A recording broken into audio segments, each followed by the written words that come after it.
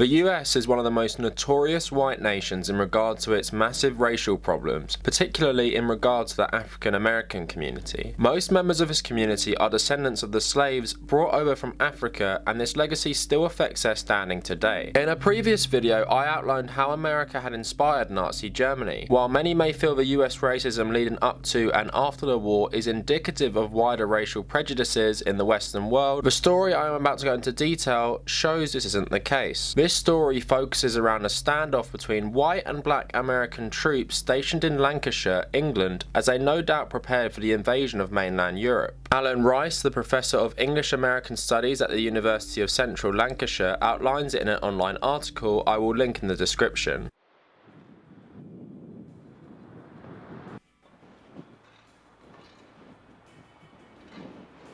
In the late 1980s, bullet holes were found in the woods by a bank in Bamber Bridge in Preston. These shots were fired by American GIs against their own military police. The maintenance worker who found the holes asked locals how they had got there and was told they were the remnants of the Battle of Bamber Bridge. This is when African American troops in the town faced off against white military police on the night of June 24th to 25th, 1943. It led to the death of Private William Crossland, and 4 other African American soldiers were injured in the 5-hour confrontation. It overall led to the conviction of 27 black American soldiers. I was in the 3rd Platoon Company C of the 614 Tank Destroyer Battalion during World War II. I trained as a medic, but I still carried a gun. Every man in our company was black. Army didn't know what to do with us other than they didn't want us fighting with the white men.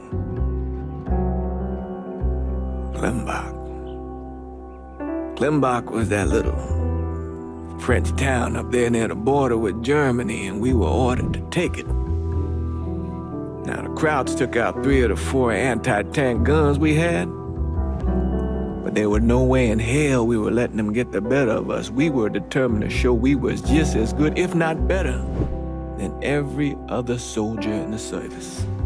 Between November 1943 and February 1944 alone, there were 44 more clashes following the Battle of Bamber Bridge. This was helped by black soldiers seeing Britain and comparing it to the US. Despite its own racial problems, Britain was non-segregated, and the black soldiers were generally welcomed as fellow fighters against fascism, rather than being treated as expendable and subhuman like they were by the US Army. On the evening of June 24th, 1943, both black and white troops were in the local pub in Bamber Bridge. Words were exchanged between the two groups, and the military police arrived and tried to arrest black soldier Private Eugene Nunn for not wearing his proper uniform. However, a close-by white British soldier challenged the military police, asking, "Why do you want to arrest them? They're not doing anything or bothering anybody." The incident then escalated into a fistfight where the military police were beaten back. When they returned with reinforcements, a battle developed with Private William Crossland being shot in the back. When rumours spread back at camp that black GIs had been shot,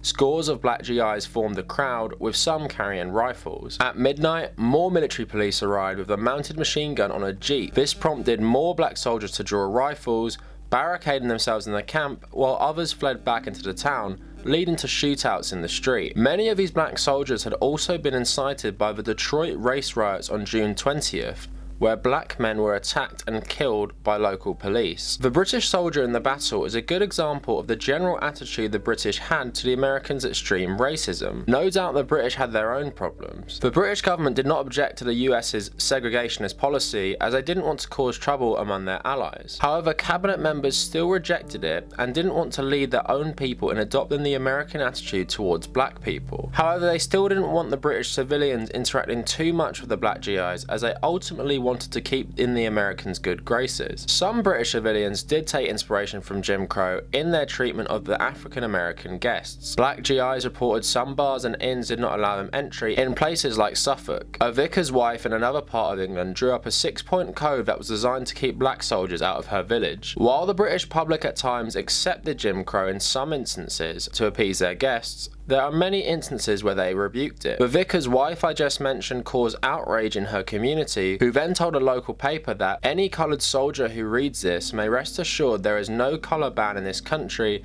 and he is as welcome as any other Allied soldier. He will find that the vast majority of people have nothing but repugnance for the narrow-minded, uninformed prejudices expressed by the vicar's wife. There is and will be no persecution of coloured people in Britain. Another instance saw two white American soldiers trying to eject two African Americans from their seats on a London bus, to which a female conductor told them, "You can't do that sort of thing here. We won't have it. Either you stand or you go off," to which the soldiers remained stood without causing further problems. The black soldiers were often talked of fondly in the newspapers. Reports of them on hikes, picnics, and participating in church ceremony filled the pages. In his essays, George Orwell said the white American GIs were oversexed, overpaid, and overhere, and went on to write that the general consensus of opinion is that the only American soldiers with decent manners are Negroes. This was in line with the widely quoted British saying that, "I don't mind the Yanks, but I don't care much for the white fellows they've brought with them."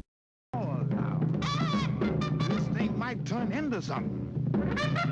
I'm mistaken, here comes something now.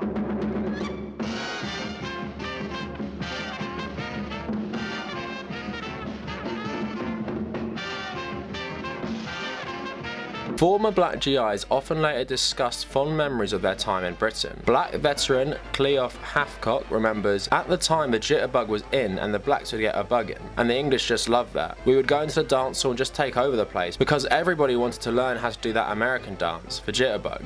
They went wild over that." Another, author Anthony Burgess, who spent time in Bamber Bridge during the war, said that when the US military authorities demanded that the town's pub impose a colour ban, the landlords responded with a sign that read, "Black troops only," to which a white lieutenant commented that England must be pretty ignorant to let white girls fraternise with Negroes. The events in Bamber Bridge encapsulated the Jim Crow segregation laws that the US Army tried to impose in the UK. The open arms welcome the black soldiers received from the British clashed with the resentment by the white Americans. The Bamber Bridge pub and many pubs in England at the time were a mixed race sanctuary for the black troops that was absent back home, and it's no wonder that this caused issues with the institutionally racist US Army. In 1948, Harry Truman desegregated the army, and the convictions of the black troops were mostly overturned after the events of Bamber Bridge. However, many black soldiers would return from fighting fascism to a system that had inspired the Third Reich's own laws in the first place. It is noted by veteran Wilfred Strange that the impact these soldiers had by serving was the initiation of the civil rights movement, because these soldiers were never going back to be discriminated against again. None of us were. However, the US Army would still face severe race issues, especially in the Vietnam War. Vietnam saw black people make up a disproportionate amount of the servicemen fighting and killed during the war. US Army bases were full of racist symbols, and at times there were Klan rallies and cross burnings, even in Vietnam. The Vietnamese communists preyed on this discrimination, constantly reminding the black soldiers in propaganda that their true enemy was white America and not the Vietnamese. Some black veterans who were captured recall being asked by their captors why they even fight for the US when they treat them so badly. But rife racism in the US was a constant stick the communist bloc used to beat America with in the Cold War. The fight for equality still goes on today in 2019, with black Americans still suffering at the hands of an oppressive and institutionally racist system that still exists in many parts of the country. There is no more apparent example of this racism still existing than the presidency of Donald Trump. What this episode of history represents is that even in colonial Britain, Jim Crow and the extreme racist attitudes towards black people was utterly out of touch. It is not surprising on this evidence that the US still has a major race problem 70 years later. So what did you guys think of that video? If you liked it, leave a like, comment, and let me know your thoughts. You can find me on Instagram at The Cavernacle, also on Twitter. My WordPress is a similar name. Subscribe if you're new, and if you made it this far, thank you for watching.